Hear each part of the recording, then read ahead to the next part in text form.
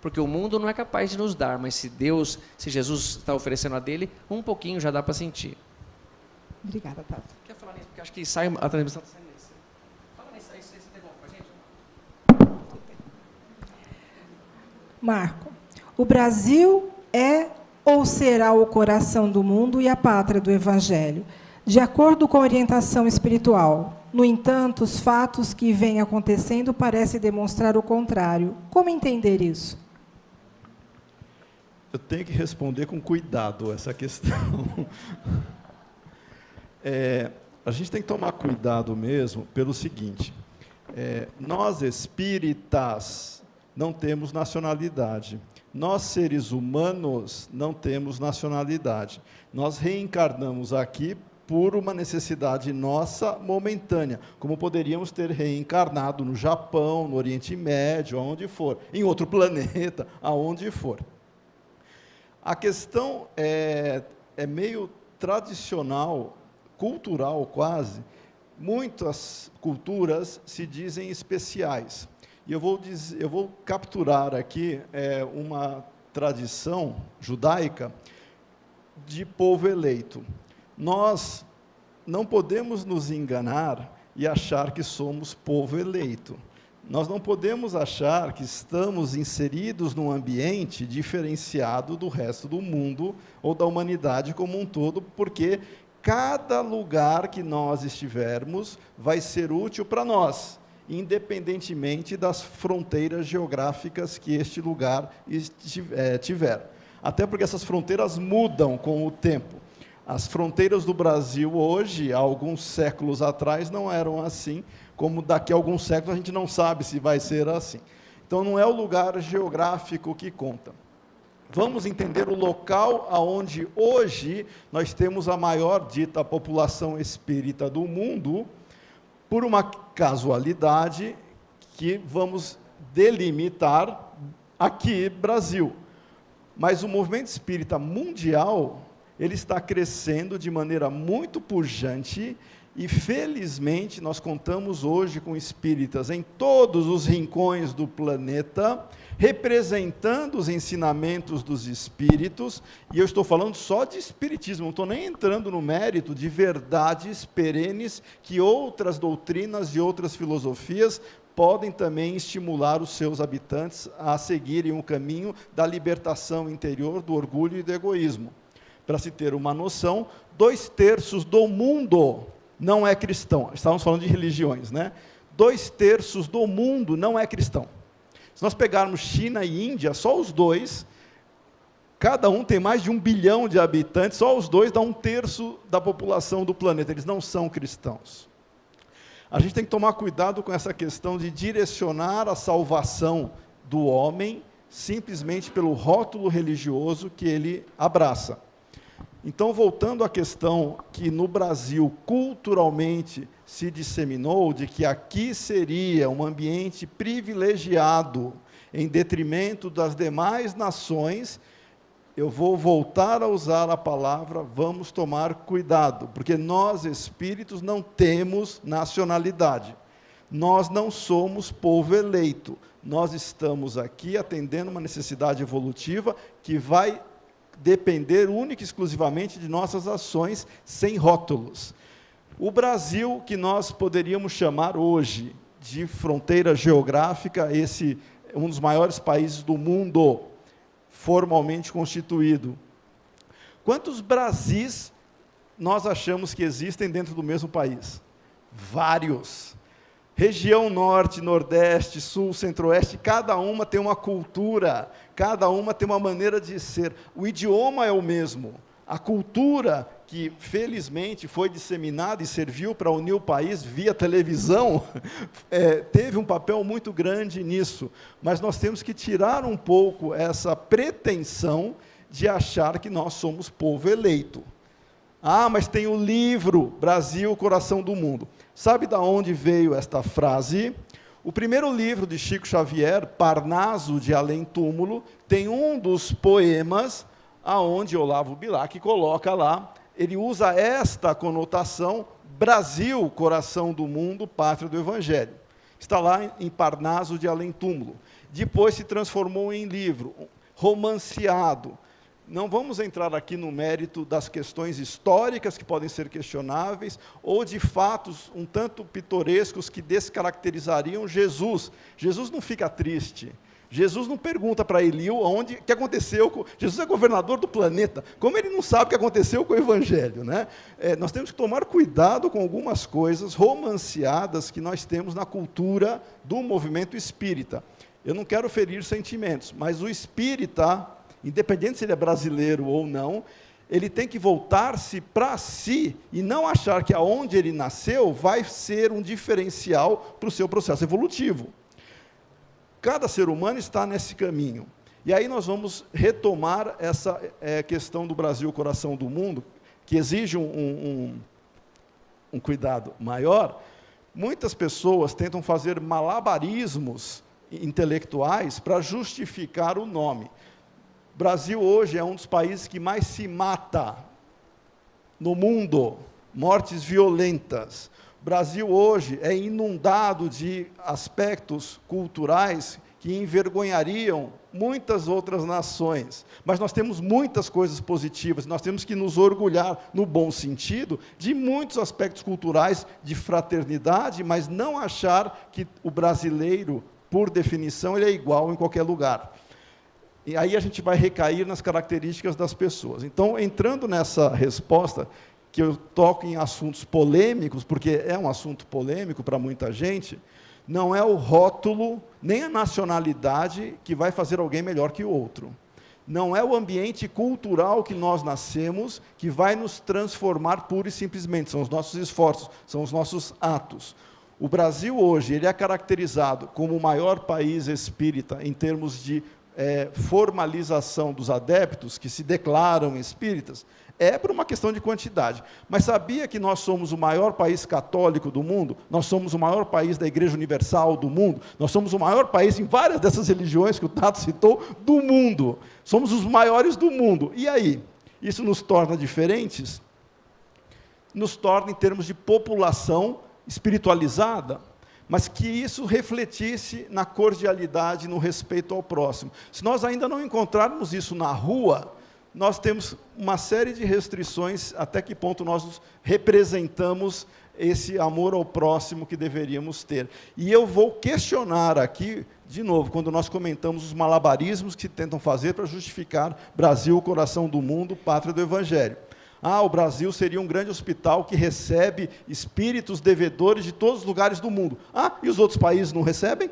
Os países que hoje estão em guerra, passando por barbaridades, pessoas ali sofrendo barbaridade, resgatando muitas vezes, mas vivenciando experiências que para ela, por mais dolorosa que possa parecer, o Tarsílio disse a questão da dor, nós não podemos achar que nós somos melhores ou piores que ninguém. Nós temos características, e o brasileiro, ele tem essa visão ufanista, que eu colocaria em xeque até que ponto a gente pode transportar isso para o espiritismo. Todo país, por uma questão de autoafirmação e por orgulho nacional, destaca as suas características boas. Todos os países, todos, sem exceção, por uma questão de autoestima, de povo, de força cultural daquela nação.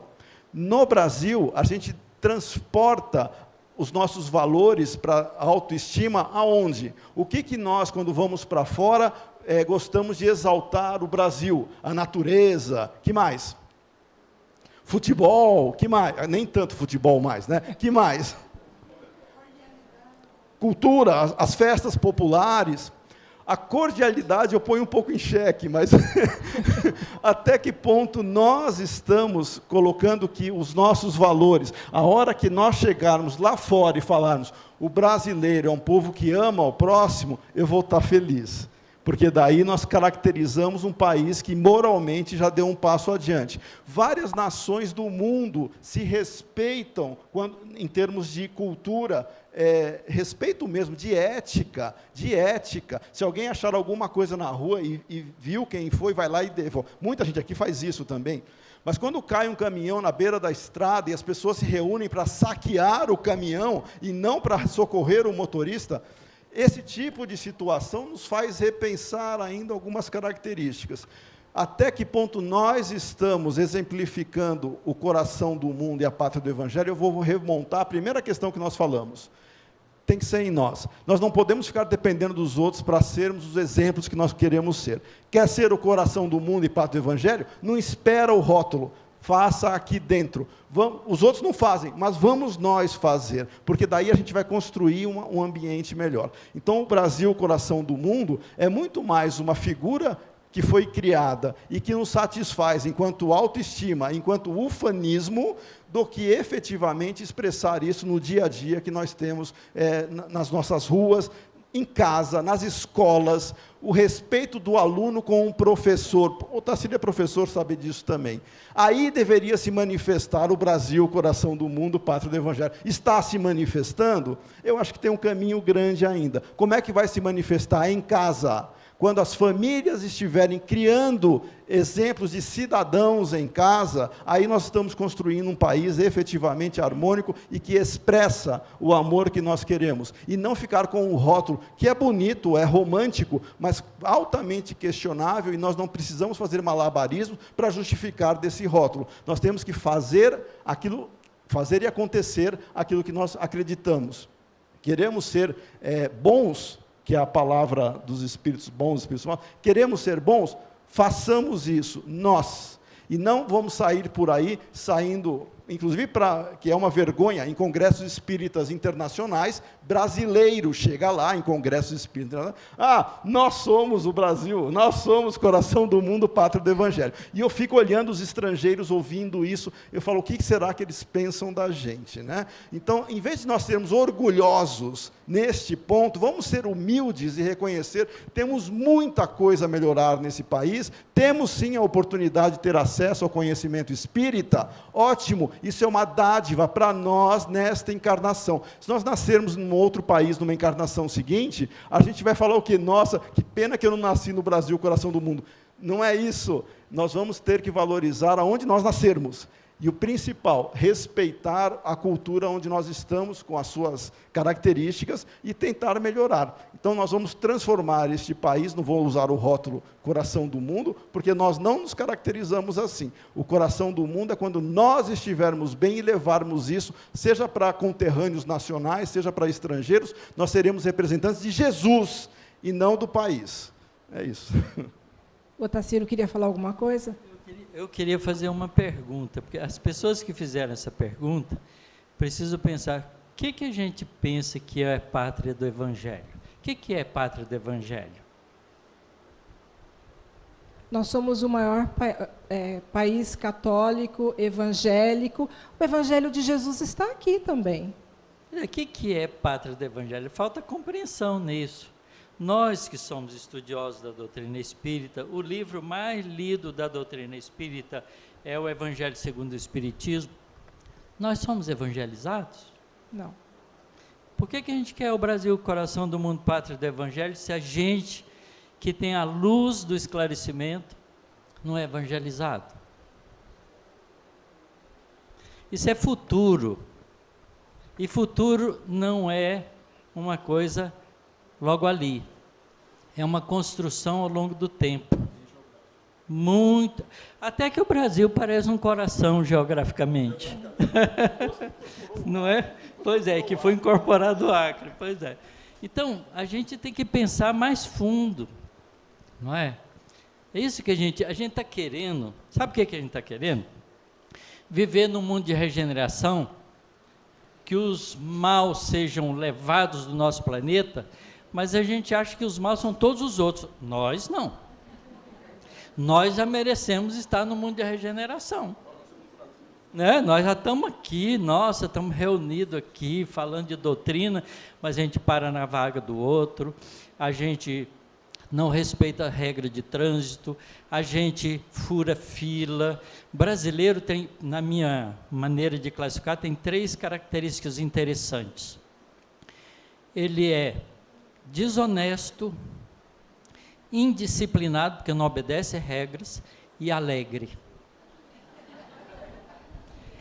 Já foi feita uma estatística no Brasil com um monte de perguntas para saber se o brasileiro obedece regras. Sabe qual foi o resultado?